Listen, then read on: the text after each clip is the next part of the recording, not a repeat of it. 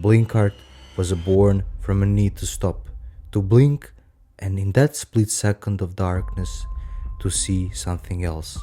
We don't just analyze art, we dissect it. We search for answers to the questions others are afraid to ask. Where does talent end and madness begin? How the Dali's vision predicts quantum uncertainty?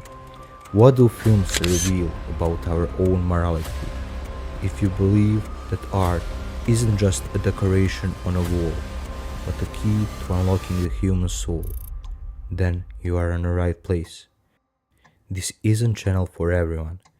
It's for those ready to stare into the sun until they go blind, just to catch a glimpse of the truth. Don't just look. In the blink of an eye, learn to see.